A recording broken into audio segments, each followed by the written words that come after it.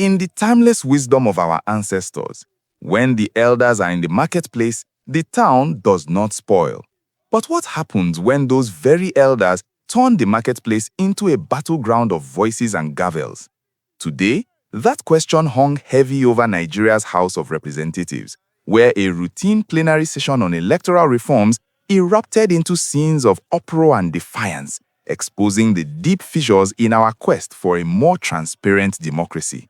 It was February 17, 2026, and the chamber, usually a place of measured debate, transformed into a cauldron of agitation as lawmakers clashed over the handling of the Electoral Act Amendment bill. The drama unfolded during an emergency session dedicated to electoral matters, centering on a motion to rescind and reconsider specific provisions of the bill. This motion, brought forward by one representative and supported by the chairman of the Electoral Matters Committee, aimed to allow the House to revisit key sections that could shape the future of voting in Nigeria.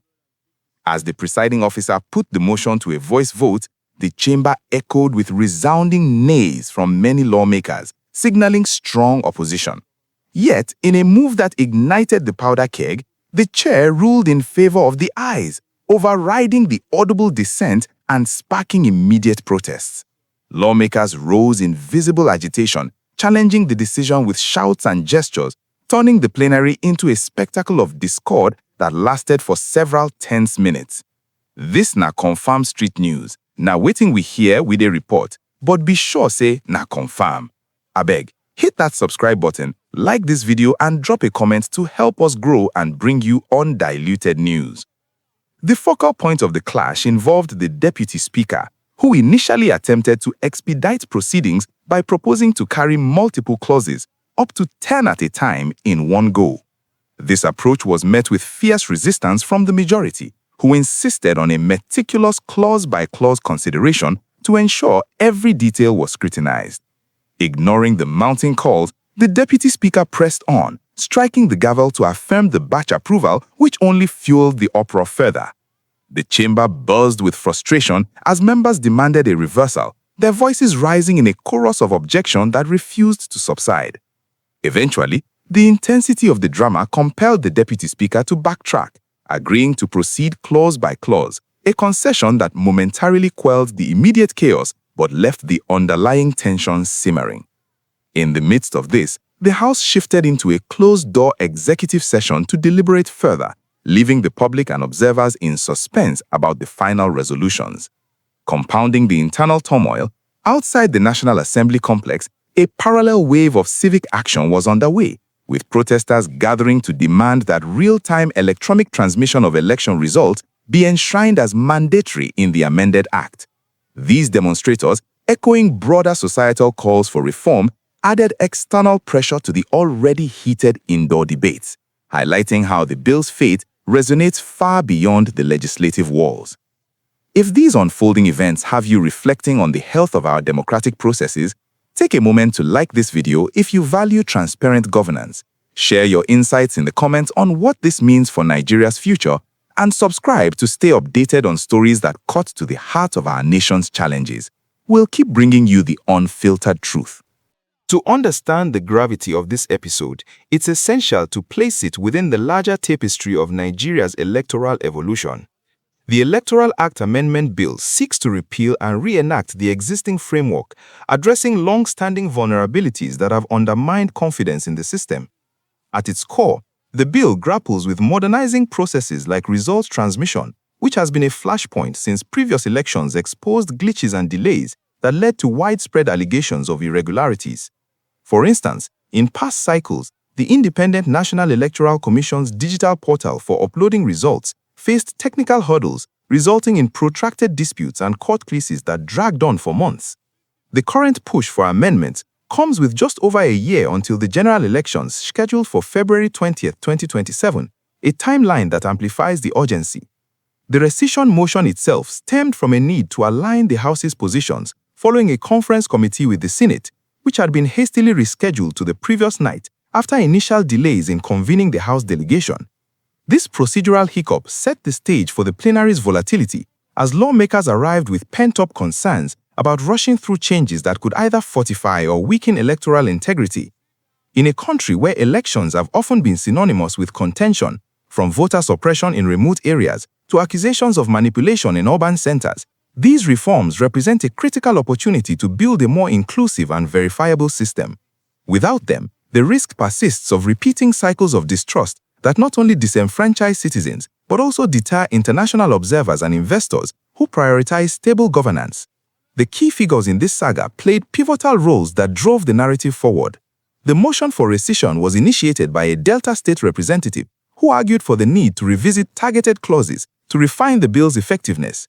It was promptly seconded by the chairman of the House Committee on Electoral Matters, lending it institutional weight and signaling committee-level support for the reconsideration. The presiding Deputy Speaker hailing from Abia State became the lightning rod for the conflict by initially advocating for a streamlined process, perhaps in an effort to meet the tight legislative calendar. His decision to override the clause-by-clause demands and proceed with batch approvals was seen by opponents as an imposition, prompting the backlash that forced his eventual reversal. The Speaker's backing of the rescission motion added another layer as it positioned the leadership in favor of re-evaluation, despite the vocal opposition.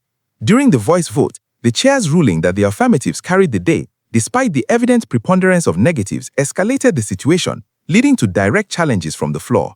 These actions weren't isolated. They reflected broader alignments within the House, where party lines and regional interests often intersect with national priorities. As the session moved behind closed doors, these actors were tasked with negotiating a path forward, balancing procedural efficiency with the demands for thorough debate. Their decisions in that private deliberation could redefine the bill's trajectory, emphasizing the human element in legislation where persistence and compromise often determine outcomes. The consequences of this parliamentary upheaval extend across multiple dimensions, each with potential to reshape Nigeria's landscape. Politically, the incident underscores the fragility of consensus in a diverse assembly, where rushed proceedings can alienate factions and stall progress on vital reforms. If the bill emerges diluted or delayed, it might embolden critics who argue that the system favors incumbents, potentially fueling opposition campaigns ahead of 2027 and deepening partisan divides. Socially, the visible discord broadcasts a message to the public that even elected representatives struggle to agree on safeguarding democracy, which could erode civic engagement and inspire more street-level activism like the ongoing protests outside. Economically, unresolved electoral uncertainties might ripple into market confidence as businesses and foreign partners assess risks associated with potential post-election instability.